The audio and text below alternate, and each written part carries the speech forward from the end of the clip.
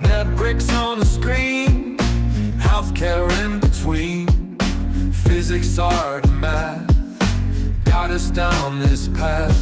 Historical tales come alive, where science and stories dive, blended facts with heart, knowledge from the start. Need bridge blues we sing to the future memory. Health and science in the mix, Midbridge got the fix. Complex subjects make right clear now every episode in ways that we actually acquire knowledge and ways that make me more efficient. in the world of digital streams, turning knowledge into dreams. Through the tales of old, new stories unfold. Thank you so much for joining with me. It is truly an honor and a privilege. MedBix Webcast is a new kind of healthcare media channel to break the silo mentality and foster interdisciplinary thinking. Our mission is to fill that gap and to create a curiosity through different lenses, tapping the passion that guided the historical figures in medicine and bringing present-day groundbreaking research to the front lines. We interview physicians and leaders in the industry about present-day healthcare challenges on our live programming. Hey, welcome to the MedBreaks Webcast. This is Raman Annamaraju. I'm the host. I have a new addition to the MedBreaks. Her name is, I tell you, she's a better looking, better talking, and she's a doctor of nursing practice, DNP. She is Dr. Susan Davis is joining as a co-host. She's a very welcome. She is very interesting background she has. She has while she's not saving lives, she saves lives, rescue. She's a founder of a Rescue RN. Rescue RN she's a founder. While she's not saving lives, she raises cattle. So, who doesn't want her to be co-host? Welcome to the MedBix Webcast, Susan. Welcome to the, welcome.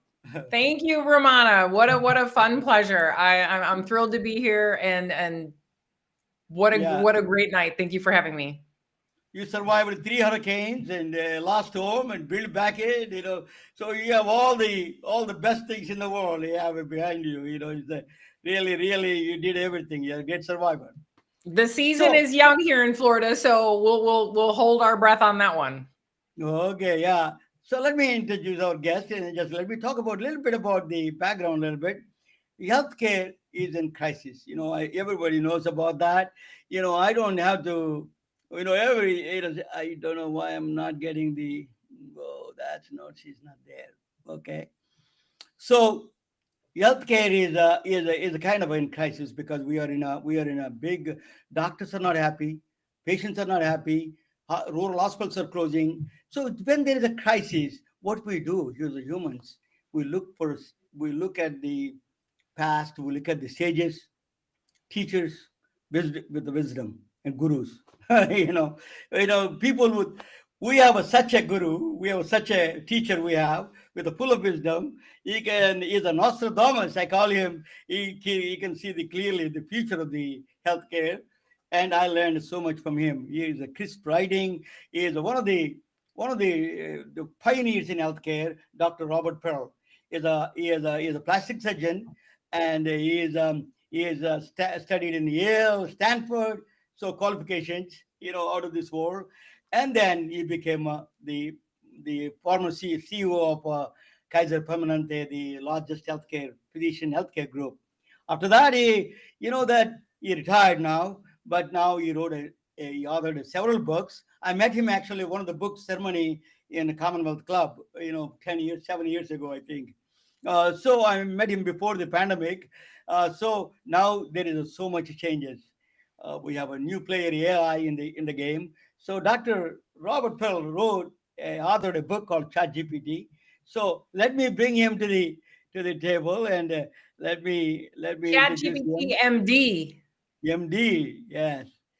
Dr. Pearl, welcome to the bed. Oh, just a minute, 1 second.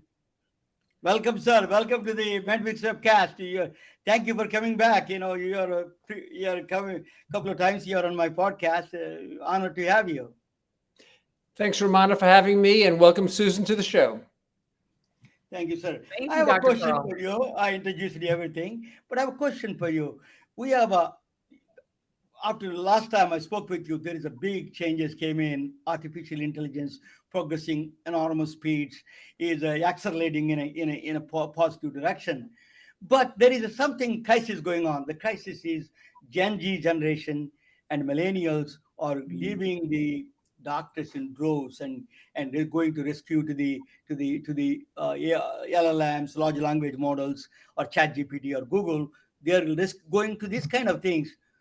What is going to happen to the doctors? That is a crisis. What is going to happen to the doctors? If you can help us. Well, first of all, let me just tell listeners and viewers that all the profits from my book, ChatGPT MD, How AI-Empowered Patients and Doctors Can Take Back Control of American Medicine, all the profits go to Doctors Without Borders, a great charity that we all should be supporting right now, particularly around the globe. So the question you're really posing is that, as has happened for millennia, you have evolutions and generations. You have your baby boomers, you have your Gen X, but then you have the millennials and the Gen Z. And these individuals, by the way, it's 40% of the population, they've grown up expecting to get information from other sources besides from doctors or nurses, from getting it from standard textbooks.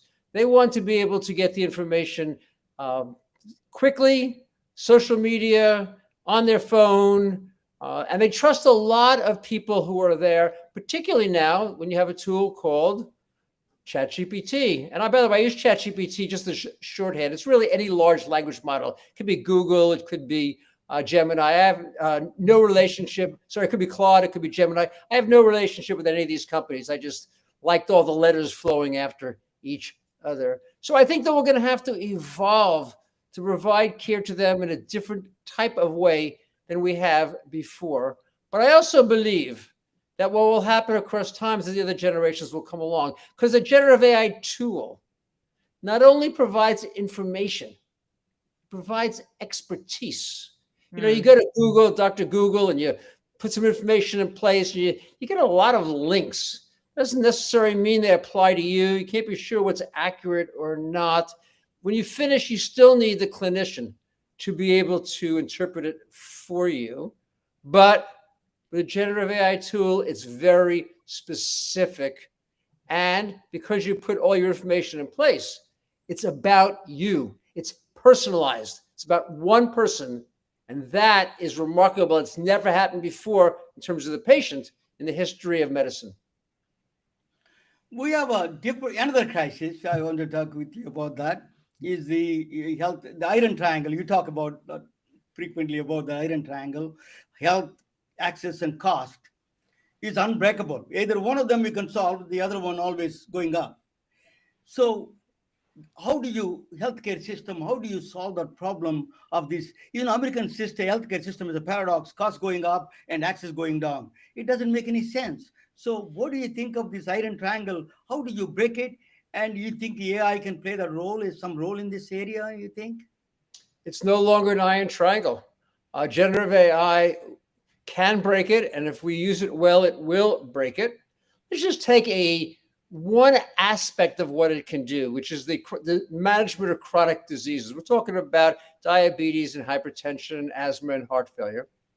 And what we know is that if every patient with chronic disease had it as well controlled as we're able to do through the best organizations today, we'd have 30 to 50% less heart attacks, strokes, cancers, and kidney failures. Now think about that. What would medicine be like with 30 to 50% fewer heart attacks, strokes, cancers, and kidney failures? The estimates are it would reduce cost by $1.5 trillion. Now, all of a sudden, I call that higher quality. The access can now improve because you've now created 30 to 50% more capacity and costs have come down. We have to get this notion of the iron triangle out of our minds in this era of generative AI. Susan, you want to follow up some questions on that one? Well, I wasn't privy to the original triangle conversation. So, I'm summarizing and skipping ahead like Dr. Pearl just described. And first of all, I'm in complete agreement with, smashing that triangle and moving forward, because what are our options anyway? So I love the prediction, and it's not even a prediction. We're here. Right, Dr. Pearl? I mean, we're here. Let's take an example. You're a nurse, doctor too, but a nurse as well, probably before you became a doctor of nursing. And, you take care of a patient with hypertension. So what do we do in the medical profession today? Patient comes in, sees a clinician, we diagnose hypertension, we start a medication. And what do we say? Come back in 3 to 4 months. And add another, and then it's elevated. What do we call that? White coat syndrome, right? Yeah. So now we're already 6 months, 9 months in the hypertension, which, by the way, accounts for 40% of strokes, which but the listeners and viewers may not. It's not controlled. Now let's take a generative AI tool. What we know is that you can have mobile blood pressure cuffs the patient can have, transmits information using Bluetooth.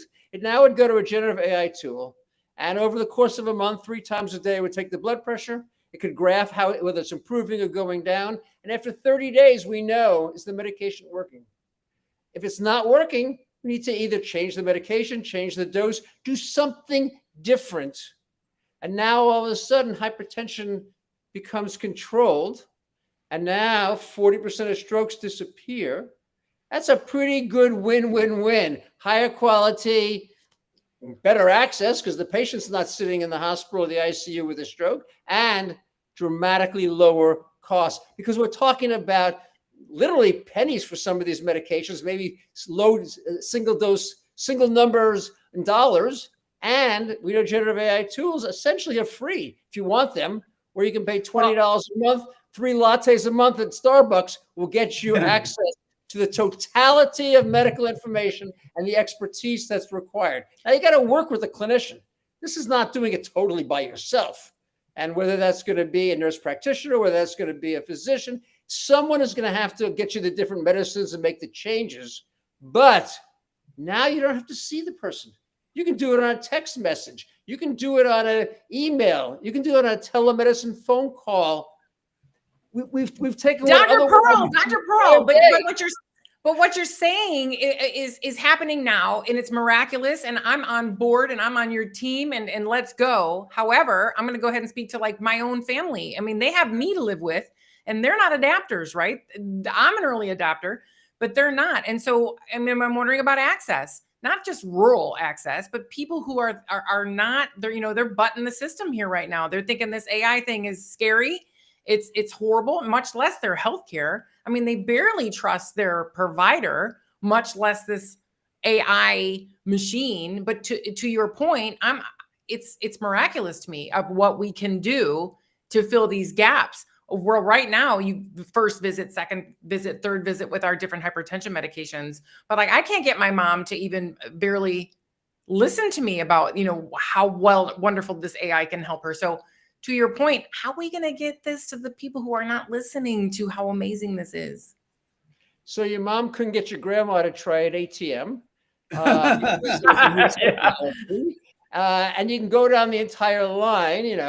I don't know if, your kids could get you to get an iPhone or whatever. I don't know how old they are. But this is the nature of technology. There's always the early adopters.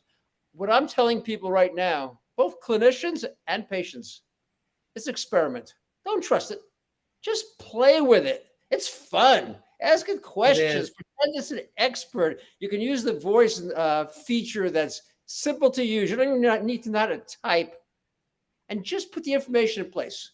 You know, if someone your mom has a pain in her hip and is going to go see the clinician, put all the information in place and see what it provides. You know, I was on a podcast a while ago, and the host at the end of the visit, who had never used it for medicine, said to me, my husband fell skiing. He slipped 100 feet. His arm was over his head. His shoulder still hurts. It's 3 months later. You're a skier, Dr. Pearl. You're a doctor. What's going on? And I said, I'll tell you what. You said you never used it. So why don't you do the following? Put all the information in place at the generative AI, see what it says, and then give me a call back. 5 days later, she calls and she says, thank you so much. It said he probably had a rotator cuff tear. It said he needed an MRI to establish a diagnosis, and he should see an orthopedic surgeon because he almost definitely needed surgery. Now compare that to Dr. Google or whatever else your mom likes to read to figure it out. And of course, went to the surgeon, says probably a rotator cuff tear, but now they knew exactly what the rotator cuff was. As you know, a very complex mechanism in the shoulder. Number two, when he said he needed to get an MRI, he said, yeah, bring it on because we need that. And after surgery, he said, if you had waited 3 more months, I probably could not have reattached the tendon because the muscle would have shrunk. That is expertise. Once you have one of those experiences, you never doubt technology again. So I totally agree. Bring her over and get her to do it, and then let me know what. How's that, Susan? Yeah, but you called it, because that's the one thing. You have to get them off of Dr. Google and onto Dr. ChatGPT at least once, and let them use their microphone, and then because what comes back is truly miraculous. It truly is. So to your point, I agree. Yeah. Along those lines, actually, I wanted to do 30,000 feet question for you. In Texas, you know, I used to live in Texas part-time, at least, that in Houston, you go there, anybody's house, in the basement, they have every gun in the planet, with the guns and bazookas and everything. They think that government, some agency is going to come and take over them. In the same time, in the same place, now they're building a $10 billion data center by Oracle and ChatGPT, OpenAI. They're building the $10 billion center, huge. This creates a lot of unsettling things for a lot of people, including the educated people.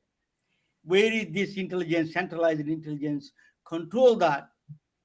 Tell us a little bit about that, Dr. Pearl. What do you think about that? Well, I think what you're describing is the technology, which is, by the way, it's 2 years old. In fact, it's not even 2 years old. It will be 2 years old until November the 30th. So we're talking about a technology that's less than 2 years. It is energy and water intensive, and the sites to be able to run it are being built because people are anticipating the growth that's going to be sitting in place. What you see with every technology is that each year it becomes more efficient. Each year the tools are able to be redesigned in ways that require fewer chips, less energy, less water sitting in place.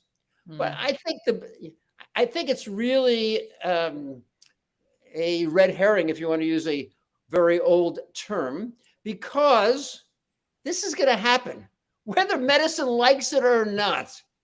This is a tool that is so powerful in terms of being able to propel businesses.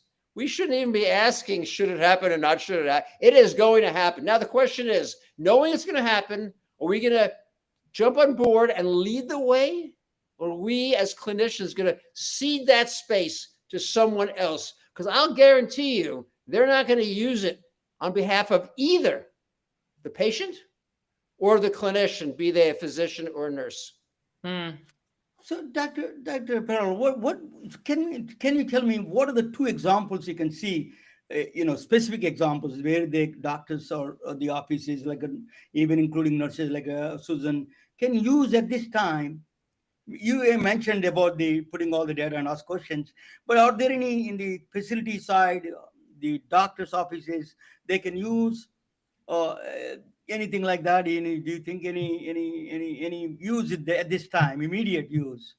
Well, there's no question that doctors can use it. I was just talking to a surgeon 2 weeks ago. She had done what's called a microtia repair, a child born without an ear. And when you do that repair, we take out 3 ribs in order to carve and rebuild the ear. At the end of the surgery, we get a chest x-ray because the ribs sit right over the lungs. And if you tear the lining around the lung called the pleura, you get what's called a pneumothorax. And the x-ray is taken. Now remember, surgeons are not radiologists, so they do the best they can to interpret it. But she said anyway, she said, let me just get him ChatGPT's opinion. And it created a report that was identical to what the radiologist reported 12 hours later. So the answer is absolutely, it can be done. But I want to go, I love having Susan on the show, bringing some nursing things in place. So I want to talk about a hospital that Susan knows well, not a specific hospital in general. So when you admit a patient to the hospital, you can put them in the ICU because they're really sick, or you can put them on the floor because they're not very sick, or you can put them in this intermediate space called telemedicine, telemetry.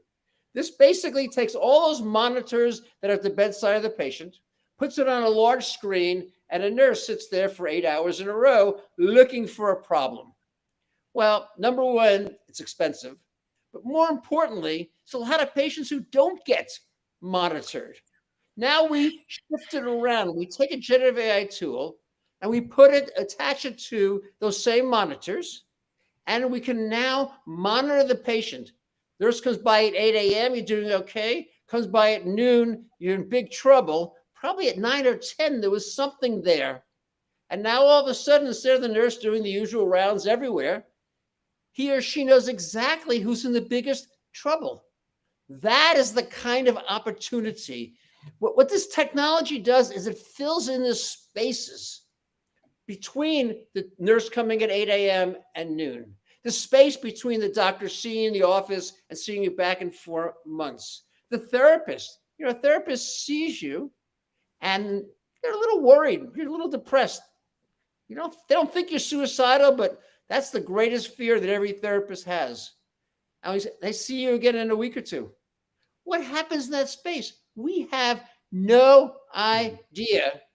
This technology allows all of that to happen. And as I say, it does it at a reasonable cost, and we can implement it quickly. Remember, before we had generative AI, we had what's called narrow AI.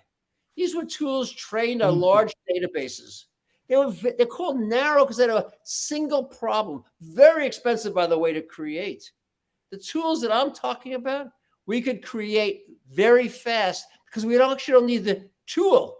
We need the training tool to teach the patient how to use it. I believe this is going to be a major part of nursing in the future. That part 100%. of the job, in the same way that nurses today teach you how to, take care of your health and lower your blood lipids, et cetera, they're going to teach you not necessarily that information, but how to use a generative AI tool to accomplish it. That is how I see a transformation and revolution in medicine. And I'm on that team 100%. So I'm just going to comment briefly on your commentary on recognition. Of course, so now you're talking my talk, right? Because recognition is recognize the problem, call for help, and act. These are 3 things. What failure to rescue, it's a huge problem in the United States and globally, failure to rescue, especially in a hospital setting, because they can't be everywhere. We all know what space staffing is and ratios of nurse to patient is, and we no need to get into that, can of worms. Yeah. But to your point, in that little room, I always call the little guy in the room down the hallway, it's not necessarily a nurse. It's a tech, it's an EMT, it's a paramedic. They're watching 15 screens of cardiac rhythms. And often we get a cold blue in the hospital based on, the patient's leads are off, or they're transferring the patient and we're calling a code blue because of what's being read. All right. So a ridiculous waste of time, energy, and resources, just that teeny little example. So in recognition alone, I'm on board, but let's even go a step further into the preventative area. Like you were saying, I mean, getting further before, let's talk to these people before, let's fill that gap before they get into our hospitals, where this can kick in and help them with their own recognition in that gap. But in the hospital, I'm on board with recognize the problem, call for help, and act. So the interpretation and the support for nursing is huge. And in the nursing conversation, no one wants a robot to be called a nurse. No one wants AI to be called a nurse. Well, they're not. They're not a human. We're the humans, but we are looking for that support, and I'm on that team. Yeah, let me go beyond that. And again, both of you know very well patients with heart failure. And so now we take care of someone in the hospital, they have heart failure. We drain the fluid off, we give them some medications to get the heart to pump a little harder, and they go home. Now, what we know at home is that they're likely to come back and be readmitted we'll go to the ER, then go be readmitted to the hospital. We know that it's usually a couple of days of increasing symptoms. They can't lie flat. They can't climb stairs as well. Their ankles swell. How about a monitor at home, looking at them, and at the first sign of it going south, we use a telemedicine to a nurse in a center who can now evaluate the patient, and we can change that medication before they have the crisis. You see, this artificial notion of what's an office and what's a hospital and what's a home, this is going to change once you have this assistant. We'll call it an assistant, whatever you want to call it to be. This is someone who's there because you can't do it 24/7. But if you have 100 patients you're following as an outpatient, there may only be 5 that you're worried about, and only 2 who get into trouble. You don't have to take care of 100 patients. You got to take care of 2 or 3 or maybe 5. And that becomes a task that we can do. Very different than today. We're going to have to shift, by the way, how we pay clinicians. So we're going to have to not pay on a pay for volume basis, because we're going to decrease the volume. We want to pay on a pay for value, a capitated basis, a single payment to a group of clinicians to take care of patients, and the healthier they keep them. The more we align those incentives, then the better they do, to say nothing about how much better the patient does. I've never met a patient ever who wants to have a heart attack and have it reversed. If you can find me that person, I want to know who they are. They don't want it, and we can help them avoid it. 100%. To your point, I always say, cardiac arrest doesn't care who you are or where you are. Thank you. Dr. Pearl, I spoke with one of the mathematicians last week, actually. Her name is Dr. Diana Thomas. She is a prolific researcher in the AI. She introduced the new metric. It's called a body round index in the place of BMI, body mass index. She's doing this body round index. She told me a very interesting thing in the AI thing. She has a thyroid problem, and then she asked for some kind of a recipe from the AI. They gave the recipe, AI gave the recipe, but she didn't like it. That doctor gave the recipe first, actually. She didn't like it. So she went to the AI. Can you give me, I like Indian food, I like a Mediterranean food, and I like Roman noodles, and all those. Can you give me diversified meal structure for me? And then AI gave a wonderful, really perfect for thyroid problem. It gave. That is one thing I see strikingly, immediately, patients can see the benefit right there, right? What do you think of? I do that every Sunday. Every Sunday, I go to generative AI. If that weekend I've eaten a little bit extra, I say, well, this week make the calories a little bit less. If this week I particularly want Italian food or sushi, so I'll tell it all the things that I want. I'll give it the budget that I have, and it not only will give me menus for every day, it also will give me a shopping list that I can basically just follow. If I'm very healthy, but if I had diabetes, I could put that in there, and they would modify it. If I had heart failure, I could put that in there, and it would modify it. It personalizes it. This is generative AI. Google is not personal. Even WebMD is not personal. This is personal. I tell it exactly who I am, and the recommendation it gives me is different than it gave anyone else, most likely, in history. That brilliant. I interviewed Dr. Ken Nipple. He said that what he said that was interesting. The patients are coming with 60 pages of all the notes, and then he gave it to the AI. There is a company in San Francisco, right here, close by. Evidently, it's called Evidently. It takes and put in one paragraph, all the summarized. That was so easy for him. That really see the benefit. Do you think that is the first one, the summarizing these huge chronic problems people have, all those things? And then how do we stop in general the chronic diseases, impending crisis we have in the world, the chronic diseases? Tell us a little bit about AI and then influence in this kind of at the doctor's office, and then the clinical setting side where we can prevent it. Well, first of all, it's already being done. As you well know, both of you know, by the time someone has a long hospitalization, the record is about 2,000 pages. And now you got to write a discharge summary or a transfer summary. And it will write it for you. It will write it in perfect medical language. It will have pulled all the information out of place. You still got to read it. You still got to make sure it's accurate. But what otherwise would have been 2 hours of your time now becomes 20 minutes of time. I think that a lot of the nursing notes, I don't know how much time nurses spend writing notes. It's probably a lot of time on a given shift that they could be taking care of patients. The AI can do that because the nurse is going to be entering data all along. It can pull that out. It can add laboratory data. By the way, it can include conversations when the family came by. It can include the information that the specialist had at 6 o'clock on rounds. It can have all that information constantly updated. It's at the time, it has to be done at 3 o'clock because at 3 o'clock, one human being is leaving and one human being is coming in. So that's an important time. But instead of spending a lot of time providing a update, the person coming in can read it, can ask questions, can dive deeper. Tell me more about Mr. Jones. I'm a little worried about this sitting in whatever room it's going to be, because now you've taken care of what right now fills a huge amount of the hour or whatever the giving the report's going to be. And now you can ask the more important questions. Just like if you know once you know what that rotator cuff is and you know about the MRI, now you can ask the really interesting questions about, okay, post-operatively, what's my pain going to be like? What can I do? How can I prepare? What should I buy in advance? Those conversations never happen because the doctor only has 17 minutes. Once you can move along that process to a more expert level, the way two clinicians might talk to each other with different levels of expertise in different areas, that's where I think we can now advance the outcome. And one of the other points to me that it's grabbed my attention, 400,000 Americans die every year from misdiagnoses. Now, why do misdiagnoses happen? I'm sure sometimes it happens because the clinician doesn't know enough. But I'm going to bet that most of the time it happens because the clinician doesn't have enough time. We know that doctors interrupt the patient after 11 seconds. The history has a lot of information.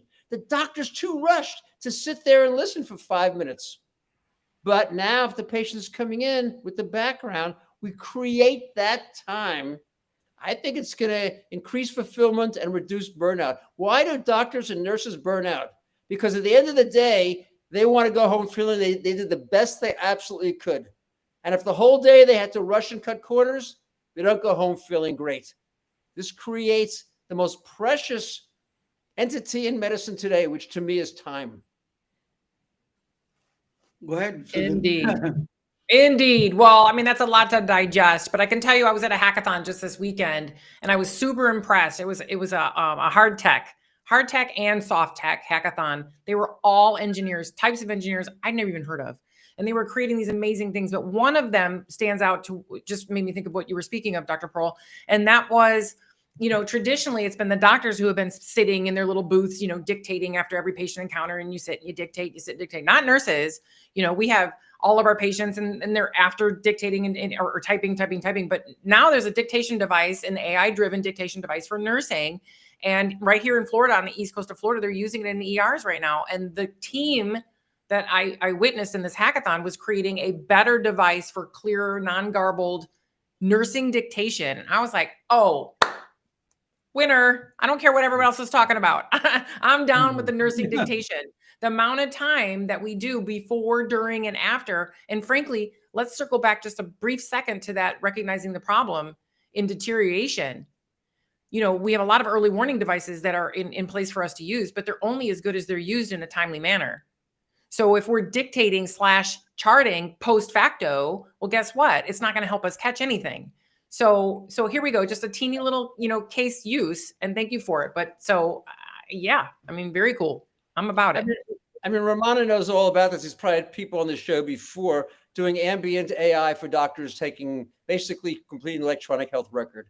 Doctor used to sit in front of a computer screen, never looking at the patient. Now the ambient AI can listen in and be able to record all that information.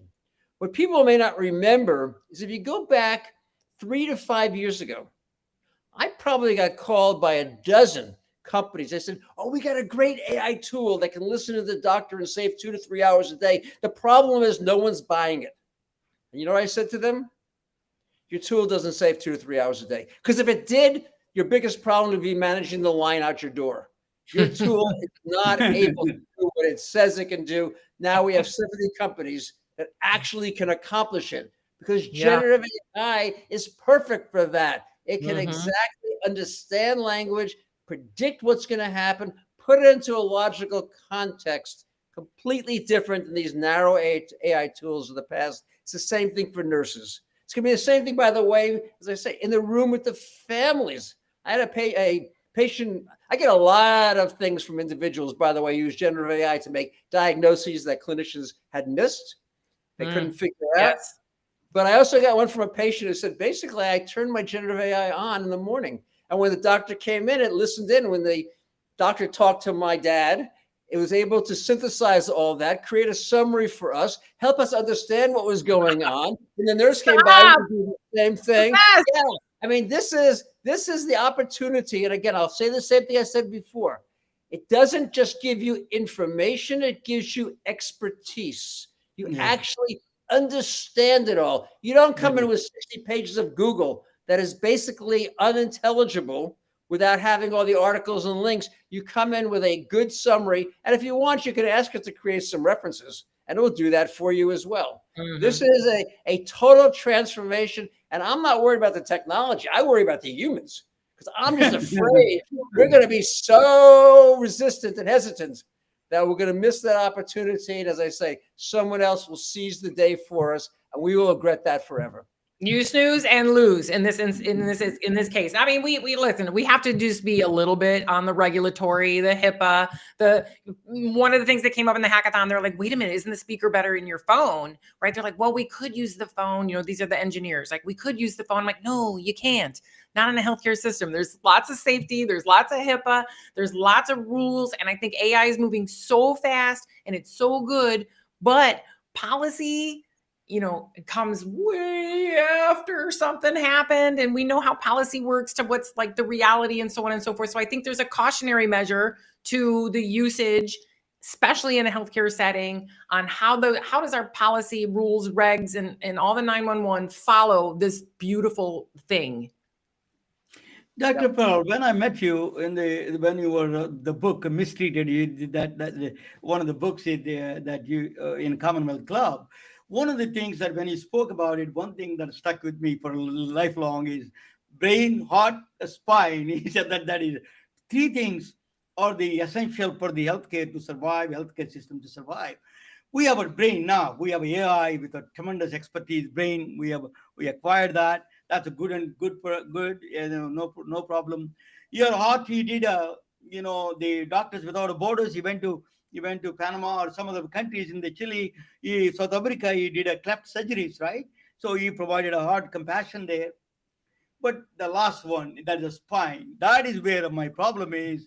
Where are these leaders? Spine means courageous leaders. You and I see Susan, but we have too many. That is a big thing, missing leadership. Tell us a little bit about that leadership in the AI world, on the healthcare world, and overall the policy wise.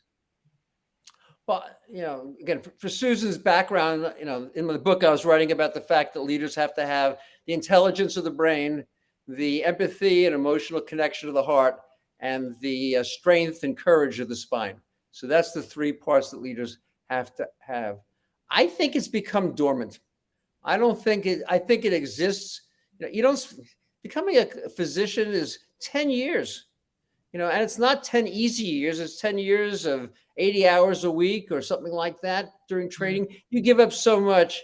You have that ability. You obviously have the intelligence, and you go into medicine for your heart because you want to care for people and take care of people. So I don't worry that it's not there. I just think that what's happened is that doctors, they were made to run faster because the resources kept dropping. We've actually, in a inflation-driven kind of way, we've watched the average clinician's income drop by 44%.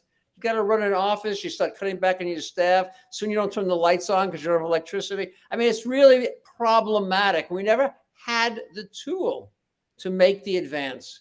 And what I'm hoping for is that there'll be people, and all you have to do is get about 30% of people to get over the hump, and then everyone else follows along, who will try this, who will be willing to take a capitated payment, who will be willing to trust their patients. Now, they're not going to do it because I say so. They're not going to do it because, Sam Altman says so. But if they try it and say, oh my gosh, this is exactly what I would have written. Like I told you about the radiology report. It was essentially identical.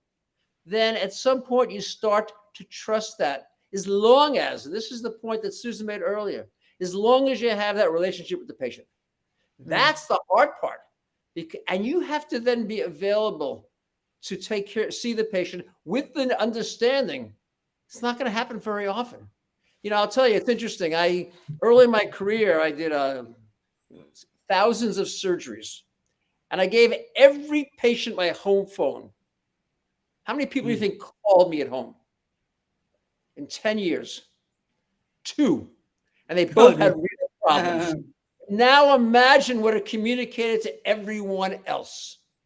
That is what we're talking about. It's a confidence that you gain because when you're being made to go faster and faster, run that treadmill more quicker and quicker, you get defensive.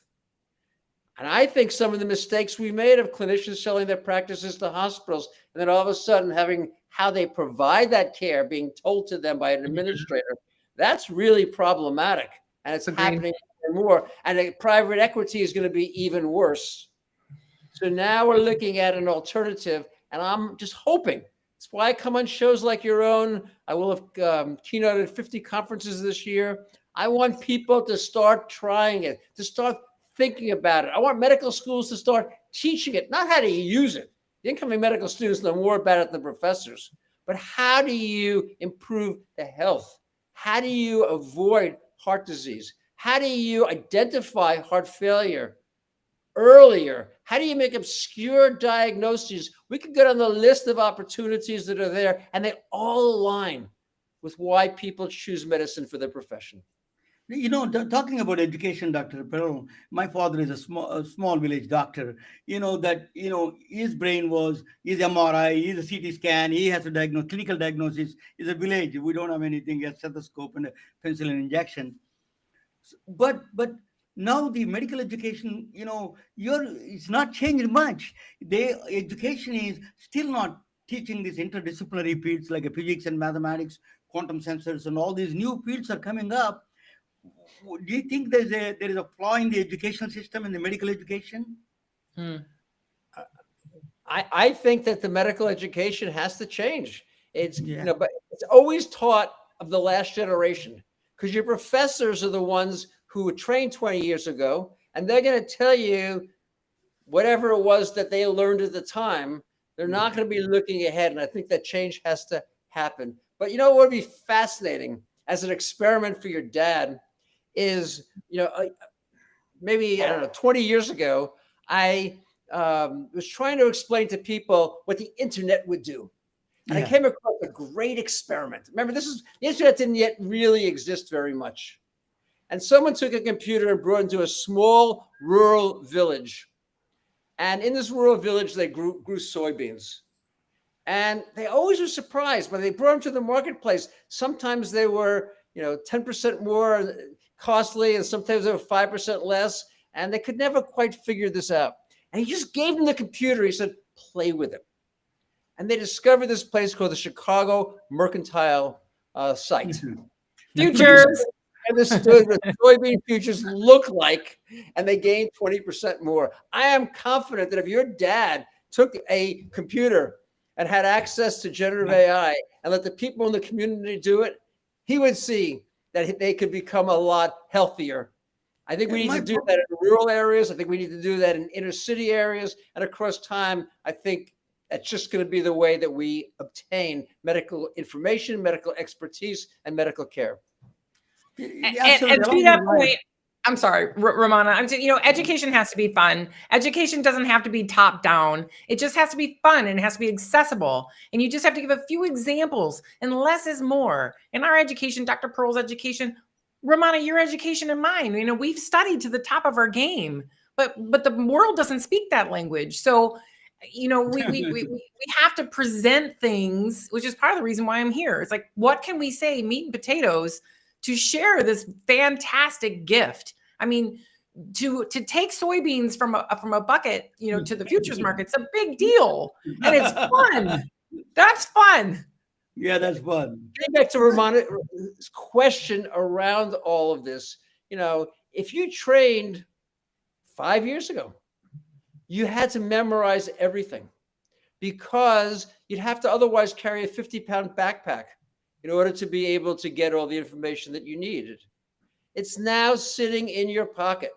It's sitting on your phone. You have more expertise there than every library of a medical school had for their entire history. Amazing.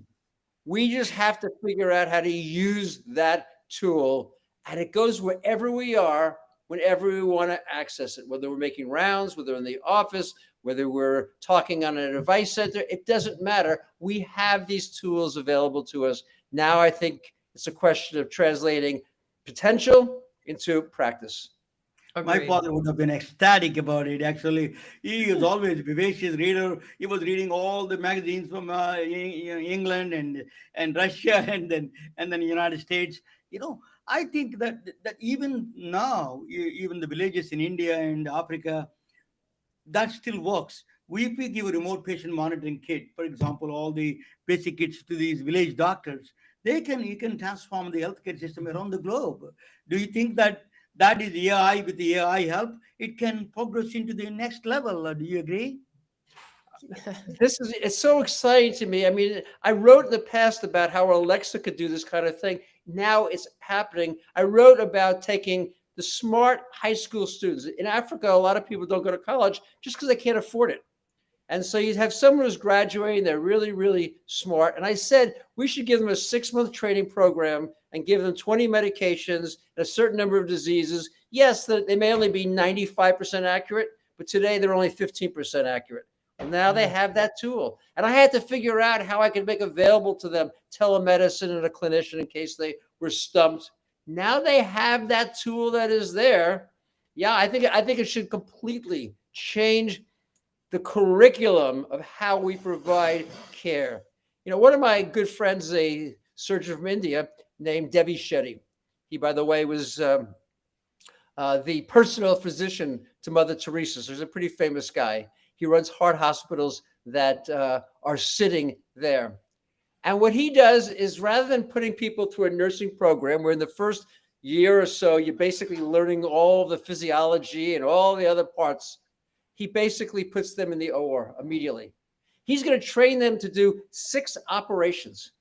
And by the time they're done, he says, I want a 5-0 suture. And they said, no, you want a 6-0. They know exactly what he wants better than he does because they have this level of expertise. We can do the same, I think, with the generative AI tools that exist. We need to completely change how we train people, not based upon the superior nature of their memory, but their ability to use the tools and then work with people to be able to help them, like Susan's mom, to be able to have a comfort with it, to feel, to know how you get help, how to put information in place, how you create those menus. These are skills that we can help people get, not using the tool. That's easy, but understanding how do you prompt it? How do you follow up on the questions? How do you enter into information? And the beauty of all this is that it's doubling in power every year. 5 years from now, it's going to be 32 times more powerful.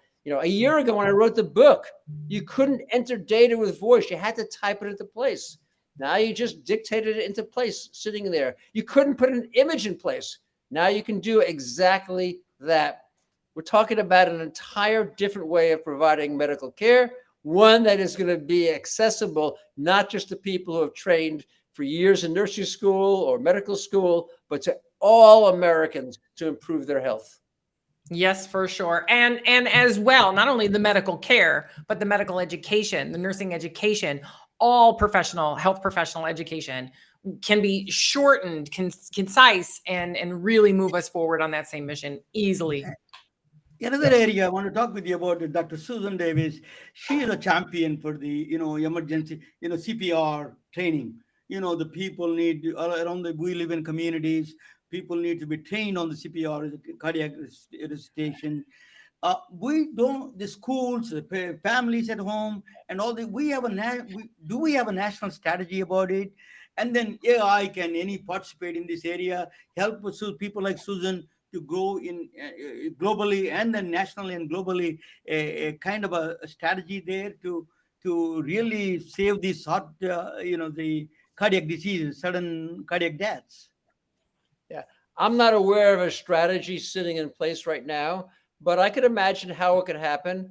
I mean, I think it's probably better taught with someone like Susan there to help figure it out, with a dummy that's there that you can actually make sure the compressions are working and make sure they go through all the steps sitting in play. The time to learn CPR is not when you have to resuscitate someone. It's in advance of that.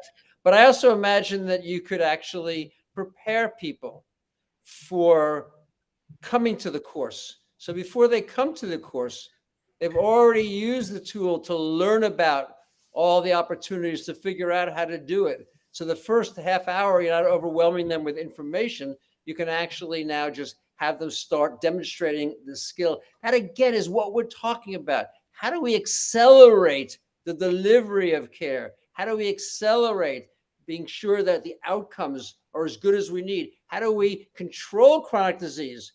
Not just simply tell people what they should be doing, but actually see it in a better blood glucose or a better blood pressure or fewer visits to the ER for asthma or fewer admissions to the ICU for heart failure. That to me is the opportunity. And it didn't exist until 2 years ago, and it exists today. So this is the same as an emergency response plan. This is the emergency response plan. It's recognize, call, and act. And it's the same whether it's your education or whether it's your living life, in healthcare. So it's the same thing, Ramana. So, what we do upstream is will always serve everybody for our outcomes. And so it's such a facilitator regardless. But, all of healthcare begins with education. So CPR doesn't matter whether it's, surgery on your face, or what was your example? It was a really cool example you gave earlier. You were taking, it was an ear surgery. Yeah. So pneumothorax. Yeah. I mean, what? So everything's applicable. The further we get upstream with this, the better, and it's more applicable. But if we're going to quicken and shorten and make better our decision-making processes in the healthcare setting, it only makes sense that we'll do the same in the education that leads up to that, because the education not only is in the medical need, the nursing need, it's in the use of these tools. So Ramana started this show by talking about the crisis in medicine. And that is the equivalent of a disaster sitting in a community. Mm. And to the extent that I think this is really one of the key questions. Is medicine in crisis the way that Ramana has said? I think so. You think so, Susan? You obviously think so. The question to the listeners and viewers is to answer that. Because if it is in crisis, the response can't be, there's nothing we can do. The buildings are burning. We got to do something. If it's not in crisis, well, okay, then maybe we don't have to do as much. But if it is in crisis, what are we going to do? And I have yet to see an alternative. People say, well, maybe the government should run it. That's not going to solve the problem if the costs keep going up. Well, maybe just doctors and nurses should do it. That's not going to solve the problem if they can't manage the entire totality of the stream and be able to meet the needs of patients.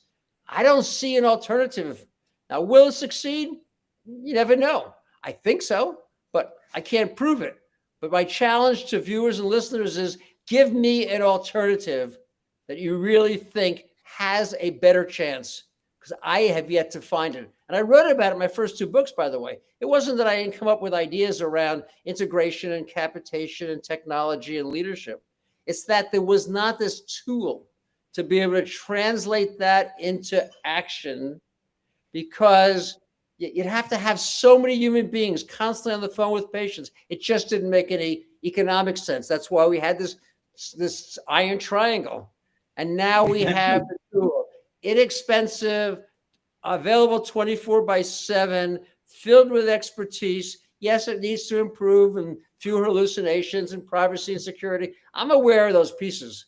But when I start looking for how are we going to solve it, that's the horse that I'm going to bet on. So Dr. Pearl, I'm a physics student of physics. So I am going to ask you, somewhere in the physics, one problem is a black box problem. That is not solved. We don't know what that is, emergent property. People can use this AI to the wrong purposes, or we don't even know what the outcomes are to some extent. So what do you think that, how do we manage that aspect of it? Some people who are, including Elon Musk, say with the doomsday thing they're proposing. What do you think about that? We need to slow down the AI progress. What do you say to those kind of naysayers? Well, the first thing that I would say is that I'm much more afraid of the people than I am the technology. And and I don't think you can regulate it for two reasons. One, you have the black box thing. We don't really understand how it works. But more significant than that, when you're doing a narrow AI and you have two data sets, you can look at the data. You can say, is it representative? How biased is it? There's a lot of ways you can examine the data. The generative AI tool isn't trained on data. It's trained on everything on the internet, every medical textbook, every journal article, soon to be trained on every talk given at a conference. And number two, it's all dependent upon the person entering the information. So if you look how the FDA approves medical devices right now, they expect the device to give the same answer every time you use it. And the answer is, yeah, if you use it exactly the same every time, it would give the same answer. But Susan's going to put different information than I am. I'm going to put different information than you are. Everyone is going to do that. Why? Because we want to personalize it. And now we're in a situation where we can't predict it. If I had to give you a way to regulate it, I would do a blind test. And by the way, it's been done. Stanford just did that. They took the generative AI tool, they took clinicians, and they took clinicians with the AI tool. The AI tool, the generative AI tool, is 10% better than the clinicians alone and 12% better than the clinicians using a computer. Now, why? Why would it go down? Because the human brain has confirmation bias. The human brain has a lot of ways that we distort data. And so I would just do these head-to-head comparisons. And when the technology was 10% better than humans, I would authorize its use if I was an FDA commissioner, which I'm not. Gosh.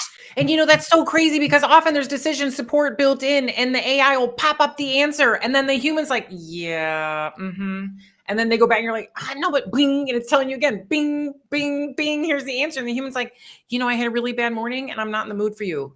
To the AI, which is showing you the answer. So to your point, then the human weighs in with all of their morning issues. Thank you, sir. We can talk with you for hours. You're full of wisdom. You really, one of the greatest thing about your call is that crisp thinking. Your analytical thinking is, I'm a fan of that analytical thinking. You write with the crisp writing. You write with the pragmatic solutions. You do that. That's why I'm a great fan of you. You're truly an asset and treasure for the country, treasure for any healthcare system. Thank you for joining. Thank you, Susan. You added an excellent dimension for the MedBreaks. Always you're one of the best things happen for the MedBreaks. Thank you. Welcome to the MedBreaks. And if people want any more information, my website's robertpearlmd.com. They can go there, and there's links to an unlimited number of areas and articles and ideas. And I always welcome their feedback. I always learn far more, and every teacher knows that. Your students teach you more, patients teach me more than I'm able to tell them. So I encourage everyone to go there and see what they think. Let us know. And I want to thank you and Susan for hosting this. Your viewers and listeners learn a lot, I'm sure, from every program. And this is what we need.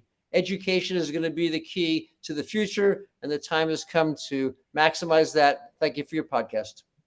Thank you, Dr. Pearl. You have a new groupie here. Thank you, Ramana. Yeah, thank you. Thank you, sir. Thank you, sir. Thank you for joining us. Truly an honor. Thank you. We are retelling their stories through our patented designs that can be worn on scrubs, t-shirts, printed on conference bags, and endless other promotional materials. Daily Wear for Medicine is the first ever of its kind to create curiosity in medicine through visual art. We at MedBricks are celebrating unsung heroes of the past who made enormous contributions to the field of medicine through our unique campaign called Daily Wear for Medicine. You can wear it, carry it, and give it.